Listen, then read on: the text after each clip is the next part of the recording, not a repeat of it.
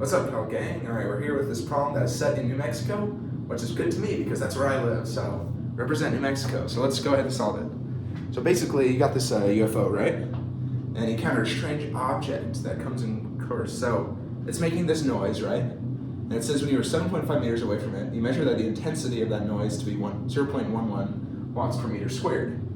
Now, at an intensity of 1.0 watts per meter squared, that's considered the threshold of pain. So it makes, the question basically is, how close can you get to the object until the intensity reaches this 1.0 watts per meter squared, which is the threshold of pain. So how close can you get to it? So we're trying to find that x. So final, I guess, we're trying to find x is equal to question mark. We're trying to find what x is equal to. And our equation for this is going to be, that we're going to be using, is red, because I like red. I is equal to P over 4 pi radius squared. So what is this telling us, basically?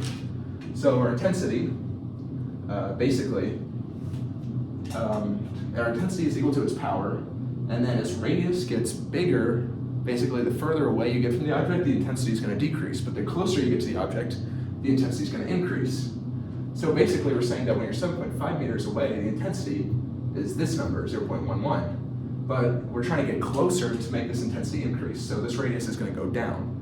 So how are we going to find that change? Well, the only unknown in this is the power, if we're trying to find this radius after. So we need to figure out what power is equal to, because no matter how close you are or how far away from the object you are, the power that it exerts is going to be the same. So we can go ahead and start. So let's start over here, right? We have all our numbers. So I is equal to P over 4 pi radius squared. Try to solve for power, so all we have to do is multiply by the denominator. So I times 4 pi radius squared is equal to power.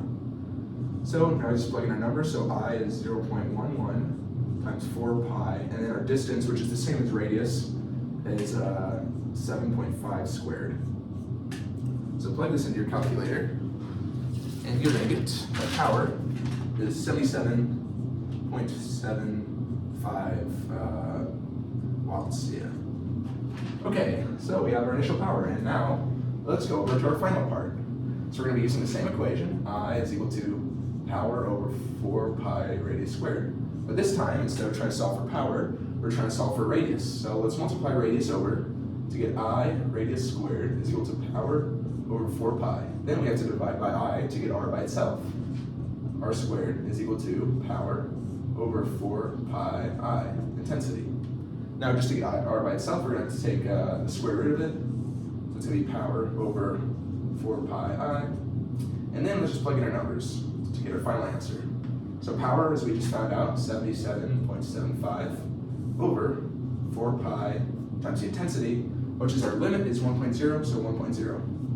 And then if you solve for this, you're going to get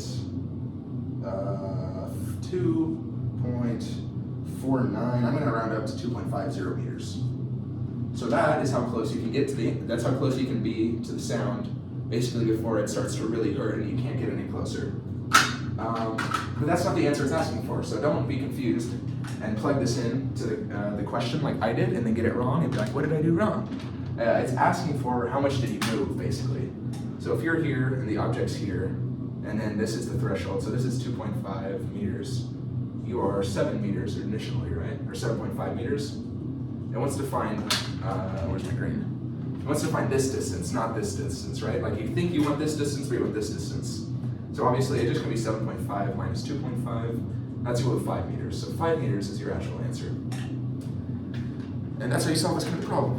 So, yeah, just kind of know this equation and understand that power is gonna be the same no matter how far away you are from the object, but the intensity is gonna change depending on your distance. Yeah, so that's how you do this kind of problem. So good luck on your physics homework, guys. If you got any questions, feel free to ask them below, and I'll see you in the next one. Thanks for all the support.